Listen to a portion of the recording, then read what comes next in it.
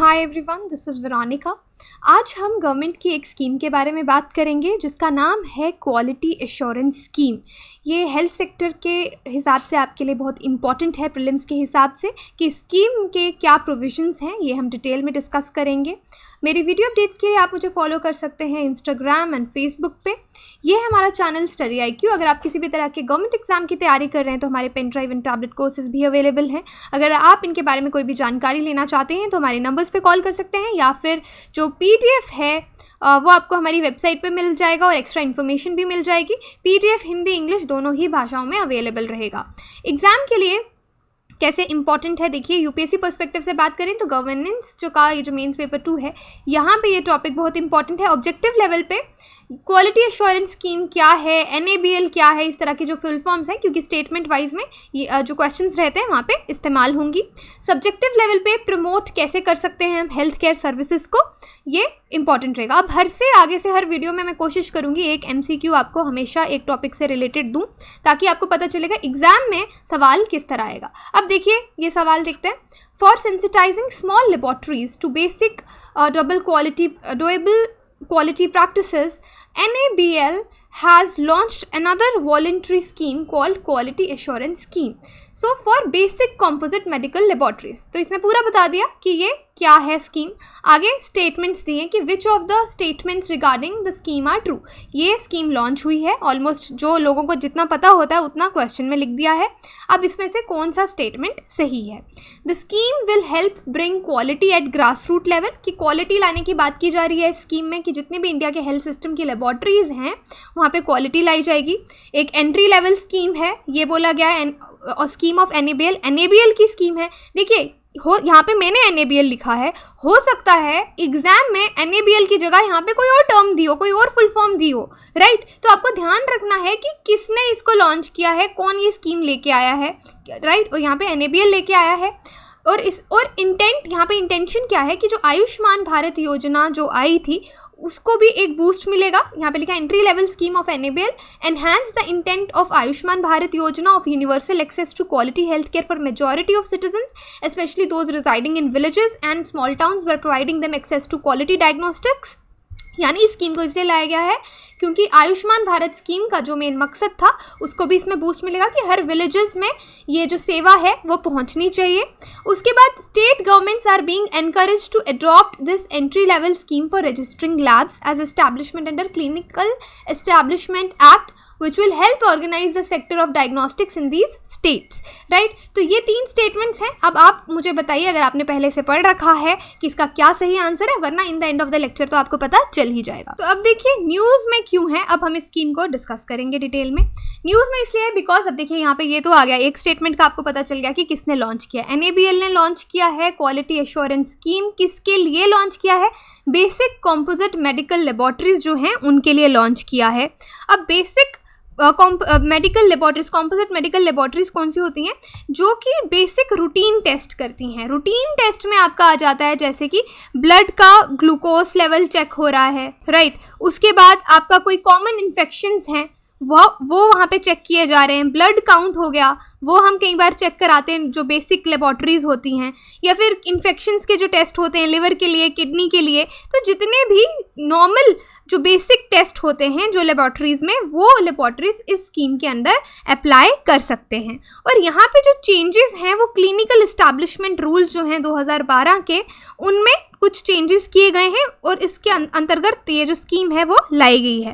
अब इस स्कीम की एलिजिबिलिटी ये है कि यहाँ पे मिनिमम डॉक्यूमेंटेशन की ज़रूरत है, यानी जो लेबॉर्ट्रीज इसको अवेल करने के लिए अप्लाई करेंगी उनको मिनिमम डॉक्यूमेंट्स देने हैं, नॉमिनल फ़ी देनी है, थोड़ी सी फ़ी देनी है, और फिर वो अवेल कर सकते हैं। यानी यहाँ पे NABL उनको एक क्वालिटी का सर्टिफिकेट देगा कि ये जो पर्टिकुलर एरिया है या जो लैब है, ये इसको NABL ने सर्टिफिकेट दिया है, दैट मीन्स इसका क्वालिटी अच्छा है। और NABL ऐसे तो नहीं दे देगा, वो प्रॉपर्ली उसका चेक करेगा, क्वालिटी जो पूरा है उस क्वालिटी को पहले इन्वेस्टिगेट करेगा, फिर डिसाइड करके उसको सर्टिफिकेट देगा। देखिए बेसिकली होता क्या है, रूरल एरियाज़ में हमारे वहाँ पे मेडिकल कि जो लेबॉर्ट्रीज़ हैं वो बहुत छोटी छोटी होती हैं और यूजुअली अगर जो लोग हैं कई बार वहाँ पे जाके टेस्ट नहीं करवाते, उनको क्वालिटी से कॉम्प्रोमाइज़ नहीं करना है तो उनको प्राइवेट जो लेबॉर्ट्रीज़ हैं वहाँ पे जाना पड़ता है।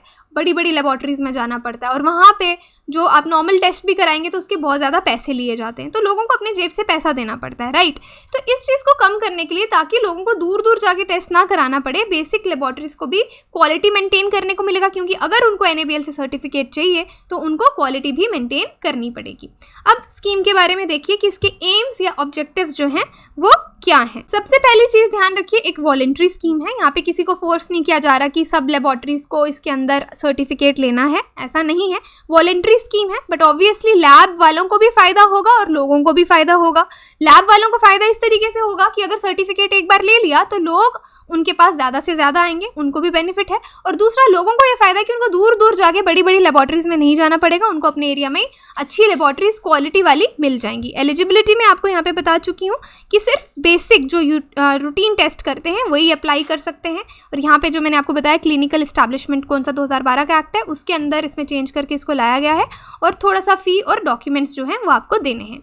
ऑब्जेक्टिव्स इसके देखिए क्या हैं।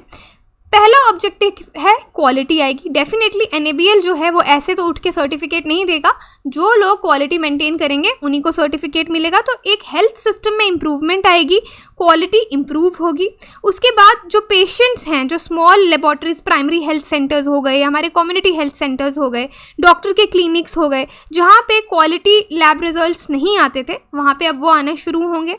उसके बाद आयुष्मान भारत स्कीम के बारे में आप जानते हैं, यहाँ पे बहुत सारे वेलनेस सेंटर्स खोलने के लिए बोला, तो उसी तरीके से जो वेलनेस सेंटर्स खोले उनकी जो लेबॉर्ट्रीज हैं वो भी इसके लिए अप्लाई कर सकती हैं। आयुष्मान भारत का मेन लाने का पर्पस था कि आउट ऑफ पॉकेट एक्सपेंडिचर जो है लोगों का वो कम हो, जेब खर्च हेल्थ पे कम हो, गवर्नमेंट की तरफ से ज़्यादा रहे। लेकिन जब लोगों को प्राइवेट बड़ी बड़ी लेबॉर्ट्रीज में जाना पड़ता है तो ज़्यादा पैसे खर्च होते हैं। तो ऑब्वियसली जो मेन इंटेंशन था, इंटेंट यानी जो इच्छा थी जिस वजह से हमने आयुष्मान भारत को लॉन्च किया था, उसको भी बूस्ट मिलेगा। और उसके बाद कि जो सैंपल की इंटीग्रिटी है, क्वालिटी मेंटेन होगी तो सैंपल की इंटीग्रिटी भी मेंटेन होगी। आपको कोई डाउट नहीं रहेगा कि रिजल्ट सही है या नहीं है, क्योंकि बहुत बार ऐसा होता है छोटी जगहों पे जब हम टेस्ट करवाते हैं वहाँ पे कोई चीज़ सामने नहीं आती। सपोज किसी को फीवर है पिछले 5 दिन से 6 दिन से, लेकिन कुछ भी आप कोई भी टेस्ट कराएंगे निकल के सामने नहीं आएगा, क्योंकि क्वालिटी इतनी अच्छी नहीं होती। फिर आपको किसी बड़े शहर में जाके टेस्ट करवाना पड़ेगा। लेकिन यहाँ पे आपको इंटीग्रिटी पे शक नहीं होगा उनकी, क्योंकि वो सर्टिफाइड लैब्स होंगी। अब देखिए NABL के बारे में बात करते हैं, क्योंकि हमने बार बार यहाँ पे बोल रहे कि NABL के अंदर ये उसको सर्टिफिकेट देगा। अब NABL क्या है? Basically national accreditation board of testing and calibration laboratories, यानी जितनी भी लेबॉर्ट्रीज इंडिया में होती हैं उनको ये क्या देता है? एक सर्टिफिकेट देता है कि हाँ इसकी क्वालिटी अच्छी है, उनको रिकॉग्नाइज यानी रिकॉग्निशन देता है। और ये it is a constituent board of quality council of India. जो इंडिया का क्वालिटी काउंसिल है उसका ये एक पार्ट है, उसका एक बोर्ड है ये। और ये किस मिनिस्ट्री के अंदर आता है? Ministry of commerce and industry. अब देखिए NABL को क्यों बनाया गया था? इसको ये एक MRA है। MRA का मतलब है म्यूचुअल रिकॉग्निशन अरेंजमेंट, यानी जितने भी इंटरनेशनल बॉडीज़ होती हैं, जैसे international laboratory of accreditation cooperation जो इंटरनेशनल लेवल्स पे हैं, या एशिया के लेवल पे Asia Pacific accreditation cooperation APAC जिसको बोलते हैं, APAC APAC, ओके। उनमें जो टेस्टिंग इंक्लूड होती है और जो कैलिब्रेट करते हैं वो लेबॉर्ट्रीज को सर्टिफिकेट देते हैं, ये भी उसी लेवल का एक सिग्नेटरी है उस तरह की इंटरनेशनल बॉडीज़ का। और यहाँ पे जो इवैल्यूएशन की जाती है वो बहुत ही अच्छे से दी जाती है, तभी आगे जाके पार्टनर्स जो हैं उनको सर्टिफिकेट मिलता है। और मतलब NABL एक्रेडिटेड लेबॉर्ट्रीज के जो रिजल्ट हैं वो अराउंड 80 और कंट्रीज़ में एक्सेप्ट किए जाते हैं। कि सपोज आपने इंडिया में कोई टेस्ट करवाया, लेकिन अब आपको इलाज कराने के लिए अमेरिका में जाना है, तो अमेरिका वाले बोलेंगे आप ये सारे टेस्ट फिर से कराइए, तो डबल खर्चा होगा।